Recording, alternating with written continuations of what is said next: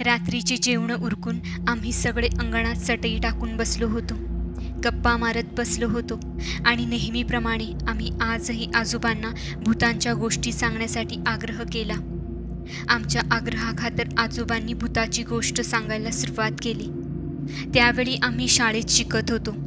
सकाळी 9 वाजता 10 ते 11 किमी सायकलवरून तालुक्याच्या ठिकाणी जायचो व तिथून बसने शाळेत. 5 वाजता शाळा सुटल्यावर 7 वाजेपर्यंत घरी, तसा हा प्रवास रोजचाच. शाळेमध्ये आमचा 7-8 जणांचा ग्रुप होता. आम्ही म्हणजे एकदम आगाऊ कार्टी. नेहमी पैजा लावणे व एखाद्याला सर्वांचे बिल भरायला लावणे असे आमचे उद्योग. तिथल्या सरांना त्रास देणे वगैरे रोजचेच. एकदा असाच मित्रांबरोबर बसलेलो असताना पैज लागली की बघू कोण आज उशिरापर्यंत थांबतंय. सर्वजण थांबले खरे, पण हळूहळू एक एक जण काढता पाय घेऊ लागला. मग शेवटी मी आणि आम्ही अजून 3 उरलो होतो. मग शेवटी आम्ही पण म्हटलं, चला आता निघायला हवं. 7 वाजत आले होते. पावसाळ्याचे दिवस होते व आभाळही भरून आले होते. पूर्ण अंधार पडला होता. मग तिथून मी मित्राच्याच गाडीवर स्टँडपर्यंत आलो आणि सायकल घेतली व घराकडे निघालो. पण पाऊस सुरू झाला होता, पण अजून थांबून जमणार नव्हते. त्यावेळी मोबाईलही नव्हता, त्यामुळे घरी सांगण्याचा प्रश्नच नव्हता. घरी येताना रस्त्यात खूप दाट झाडी होती. मी भर पावसात सायकल चालवत होतो. मी ज्यावेळी त्या दाट झाडीत आलो तेव्हा अचानक वीज कडाडली आणि माझ्यासमोर 3 बायका चालत येताना दिसल्या. रंगाने खूप गोऱ्याच होत्या. त्या एवढ्या रात्रीच्या कुठे गेल्या असतील असा विचार येऊन गेला. पण जसजसे मी जवळ जाऊ लागलो तसे एका बाईने माझ्या थोबाडीत मारण्यासाठी हात उचलला, पण मी तो हात हुलकावला व पुढे जाऊन मागे बघण्यासाठी थांबलो तर मागे कुणीच नव्हतं. मी खूप घाबरलो होतो व जास्त वेळ तिथे न थांबता तडक घरी निघून आलो. घरी येईपर्यंत 8:30 वाजले.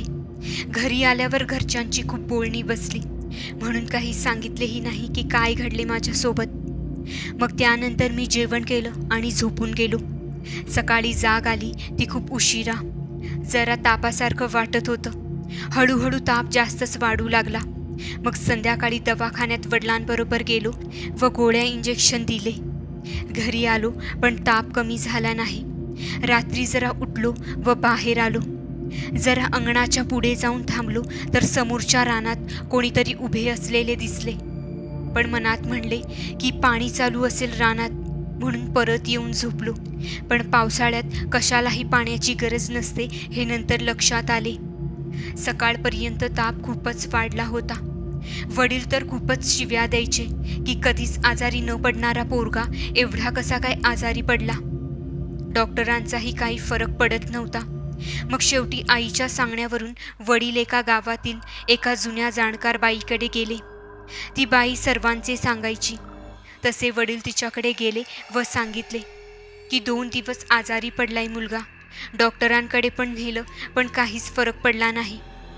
मग त्यांनीच पुढचे सांगितले की हा रात्री त्या रस्त्यावरून येत होता तेव्हा त्याला 3 बायका दिसल्या आणि त्याचाच हा परिणाम. त्यासाठी 21 कडधान्याचा पुतळा करून वाहत्या पाण्यात सोडून द्या. त्यानंतर वडील घरी आले व 21 कडधान्य शोधू लागले व त्याचे पीठ करून पुतळा तयार केला व तो फाट्यात सोडून दिला. जसा पुतळा सोडला तसं त्यांना पाण्यात एक लहान मुलगा दिसल्याचा भास झाला व ते तिथून लगेच माघारी फिरले व घरी आले.